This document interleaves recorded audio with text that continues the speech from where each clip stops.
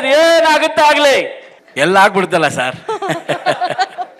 Success ಆಗ್ಬಿಡ್ತು. ನೀವು ಹೇಳ್ದಂಗೆ ಎಲ್ಲ ಆಗಲಿ ಏನೇನಾಗುತ್ತೆ ಆಗಲಿ ಅಂತ ಎಲ್ಲ ಆಗ್ಬಿಡ್ತು. ದೊಡ್ಡ ಮಟ್ಟದಲ್ಲಿ ಸಕ್ಸಸ್ ಆಯಿತು.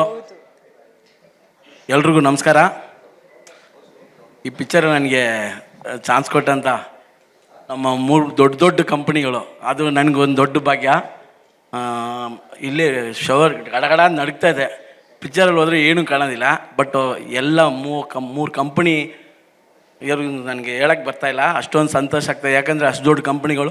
ನಾನು ಮೊದಲು ಫಸ್ಟ್ ಪಿಕ್ಚರು ನನಗೆ ಚಾನ್ಸ್ ಕೊಟ್ಟಿದ್ದಂಥ ಶಿವಣ್ಣ ಪಿಕ್ಚರ್ ನಾನು ಮೊದಲು ಮಾಡಿದ್ದು ಟಗರು, 2ನೇದು ತಲಗ, 3ನೇದು ಭೀಮಾ, 4ನೇದು ಯಕ.